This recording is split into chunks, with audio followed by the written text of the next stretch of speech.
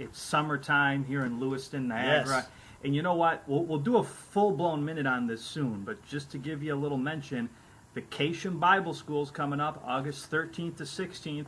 All Church Picnic Classic Car Show. It's going to be off the hook August 18th. We'll do a full-blown minute on this. Right. But we're gearing up for summer. Bring out the Salem's hot dogs. Come on. Hey, we're going to be showing also the movie called The Steve McQueen, American Icon, a story about Steve McQueen and how he came to faith in the latter days of his life.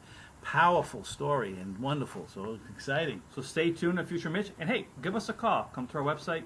Call us. We'll tell you what's going on. Yeah, by the way, I heard that we have a special visitor at our next minute. I heard Professor Doomcuff's back in town. You got to be kidding. He's going to talk about... Did he figure out his mustache? Yeah, I think he's working on it, but he told me that... I guess he told me he was in molting season when it happens. You know how animals molt? Okay. He was in molting season with his mustache. But he's going to come and talk about VBS. VBS. Yeah. Oh, he's going to be VBS. Skittles, too. He's going to be... it's coming and back. Maybe... I heard Santa Claus.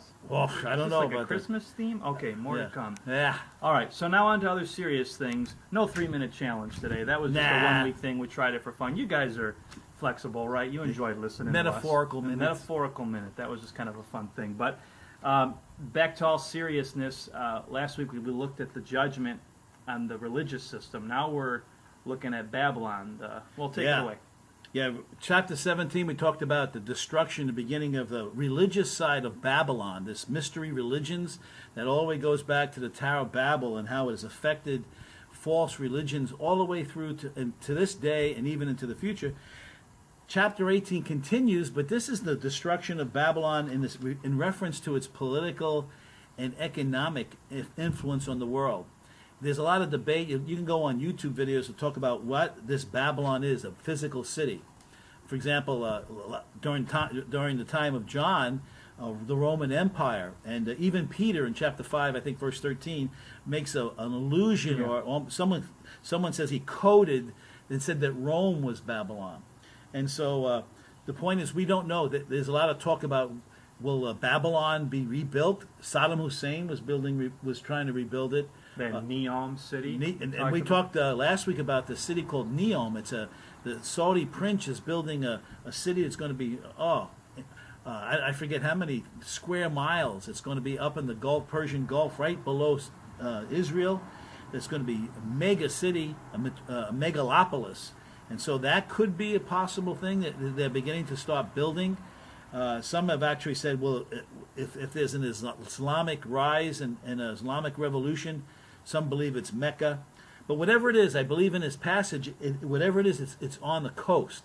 It's accessible by merchants, seafaring men. John will hear 5 voices concerning the destruction of Babylon. Some of them will be angels speaking. Some will be just the people who were the merchants, the seafaring men, the seafarers, sailors, who will be mourning the destruction, because the whole world will basically be dependent upon the commerce and the economy of this city. And so you're going to be hearing mourning and wailing over this. And it's just people were like, it's almost like people are under a spell to worship and be involved with this. You know, on the TV, there's all this, and movies, there's all this about zombie apocalypse and zombies, and basically a zombie is someone who is a walking dead. And it's almost like these people are drawn to this they're mesmerized under the spell of Satan. And actually, quite frankly, what we see here in chapter 16, 17, and this is the final chapters of Revelation, and this is the good part. This is all God's bringing victory and overcoming evil. John the Apostle talked in his epistle about that we're the world, the flesh, and the devil is something he warns us as Christians to stay away from and be involved. Actually, what we're beginning to see here in the end of this chapter of Revelation is the end of the world, the flesh, and the devil. We're going to see this played out. Christ is going to come back and redeem our bodies from the flesh. He's going to get rid of the devil and the world system, which is really represented here of this Babylon. And so it's going to be there's a good ending here. We're looking at the final chapters of Revelation, so it's positive. Nothing. It's going to be we're going to win at the end here. By the way, before I end, I wanted to share I wanted to give you my impersonation of a zombie. You want me? I came up with this. Are you ready? I don't know, but go ahead. Here's my impersonation of a zombie. Is like this soulless creature. Like, you look in their eye. All right, here we go. Here's my impersonation of a zombie. See, I'm just a zombie. You look in my eyes, this glassy look, like I have no soul. That's what the world is coming to. Oh, but anyway, No, that was it is getting scary in this world. I mean, people are living like the living dead, and walking dead, with the way they're living, and the souls are, it's almost like, what's going on here? So, stay tuned for this next chapter. I'll tell you, that zombie was making me want to run for the hills. I bet. That's good.